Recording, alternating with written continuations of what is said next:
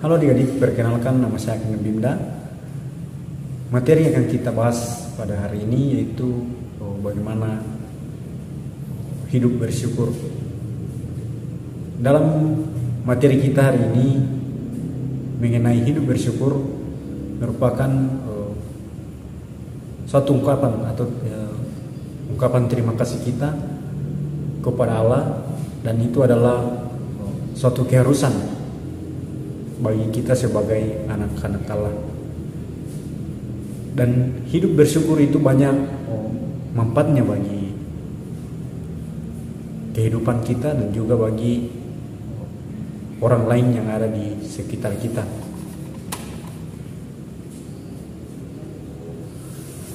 Lalu mengapa kita perlu bersyukur kepada Allah?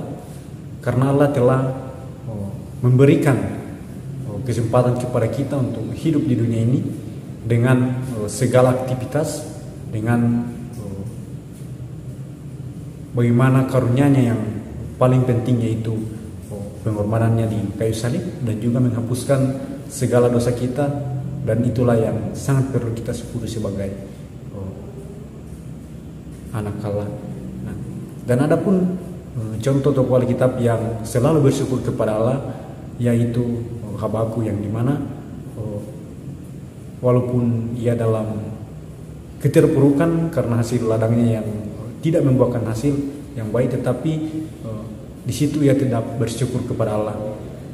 Jadi bersyukur itu bukan hanya karena kelebihan atau kelimpahan yang kita miliki, tetapi bersyukur juga itu harus dalam kekurangan sekali. Jadi adik-adik, alasan kita bersyukur kepada Allah di sini karena di dalam Alkitab kita diajarkan bagaimana kita harus bersyukur dalam segala hal.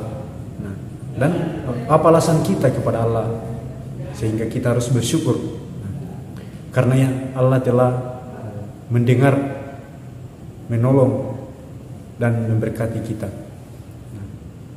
Dan ada beberapa contoh tokoh Alkitab pula yang memberikan rasa syukur ini kepada Allah. Yang pertama yaitu Habel, yang dimana bersyukur kepada Allah karena hasil ternaknya yang melimpah,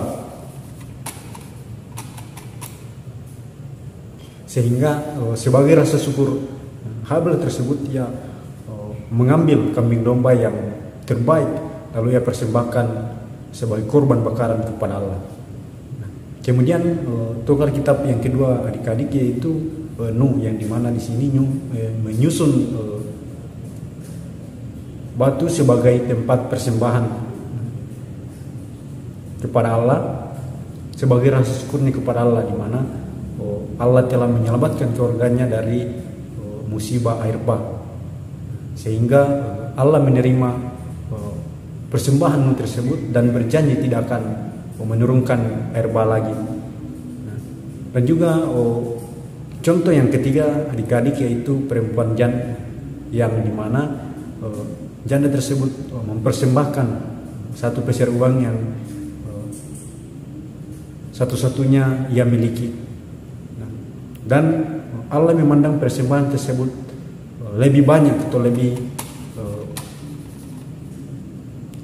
dan Allah memandang persembahan itu lebih besar dari persembahan orang-orang yang kaya atau orang yang memiliki harta melimpah pada saat itu.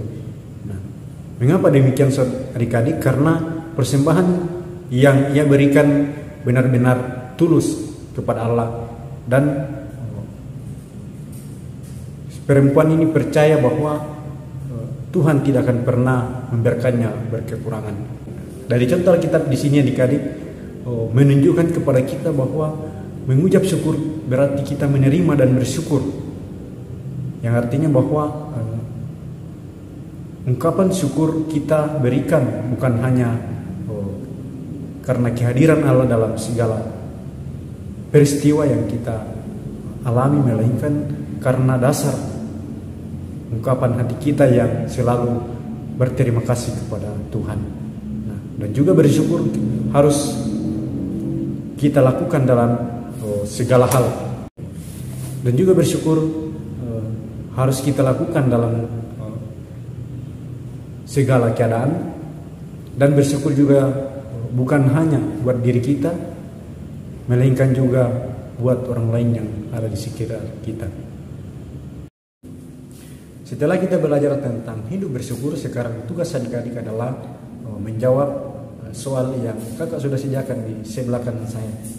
Dan untuk mengisi absen kehadiran adik-adik, silakan adik-adik isi link di sebelah kiri saya.